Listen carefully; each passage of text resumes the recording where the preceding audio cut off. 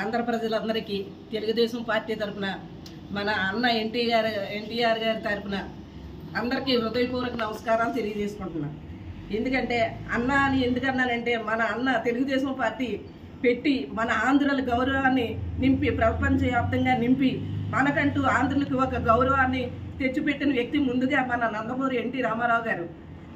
ఆయన ద్వారా ఆయన అడుగుజాడల్లో ఆయన పార్టీ పెట్టి 9 నెలల్లో మన అధికారంలోకి తీసుకొచ్చి తెలుగుదేశం పార్టీని ఒక ప్రాంతీయ పార్టీలో నెంబర్ 1 పార్టీగా చేయడమే కాకుండా తద్వారా మన తెలుగుదేశం గవర్నమెంట్ని ప్రపంచవ్యాప్తంగా చాటి చెప్పి ప్రజలకు అందులో మహిళలకు ముందుగా గుర్తింపు తెచ్చిపెట్టిన వ్యక్తి మన అన్న తారక రామారావు గారు. ఆయన వచ్చిన తర్వాతే అసలు ఓటు అనే విలువ ఆడవాళ్ళకి ప్రజల్లోకి రావడం, ప్రజా హక్కుల్లో ప్రతి విషయంలోనూ ఆడవాళ్ళు ముందని చేయడం, అప్పటి వరకు తలుపు చాటు నుండే మా మహిళలు అన్నగారు తెలుగుదేశం పార్టీ పెట్టిన తర్వాత ప్రతి ఒక్కరికి పార్టీ అంటే ఏంటి, అసలు గవర్నమెంట్ అంటే ఏంటి, అసలు హక్కులు అంటే ఏంటి అనేది తెలిసింది.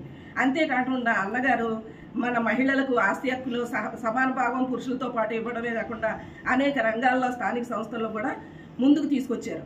అలాంటి అన్నగారు మహిళలని ఎంతో గౌరవించిన వ్యక్తి కుమార్తె అయిన మన భువనేశ్వర్ గారిని ఈ రాక్షస ప్రభుత్వమైన జగన్ గారు అనరాని మాటలను దూషించారు.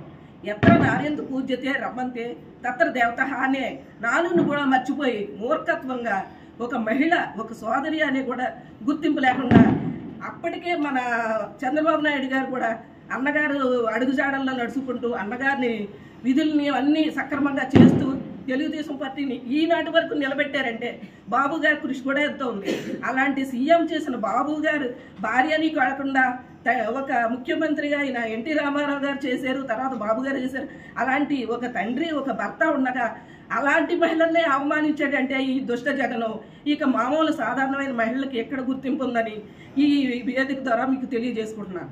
అలాంటి మహిళలకు ఎంత చేదోడు వాడుగా ఉండి మన పార్టీ ప్రతి విషయంలోనూ ప్రతి ఒక్కరికి ప్రతి కార్యకర్తకు కూడా ఎంతో గుర్తింపు తీసుకొచ్చారంటే ఏదైనా మనకి పరిపాలనలో మనకి ఏదైనా జరిగింది అంటే అన్నీ మన తెలుగుదేశం గవర్నమెంట్ వచ్చినప్పుడే జరిగినాయి.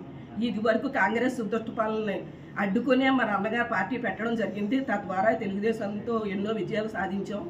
తద్వారా ఇప్పుడు కూడా మనం అనుకున్నాం ఈ మూర్ఖ పాలన నశించాలని. ఒక్క అవకాశం అని ఏదో పాదయాత్ర అని తండ్రి సెంటిమెంట్ అని వచ్చాడు. ఈ 5 ఏళ్ళు కూడా తను నిలబెట్టుకోలేకపోయాడు. అయినా అధికారం ఇచ్చినా వాడుకోవడం చేతగాని ఇలాంటి దుర్మార్గుడిని ఎంత త్వరగా దించినా ఎంత త్వరగా మంచిదని ప్రజలు కూడా గుర్తించారు.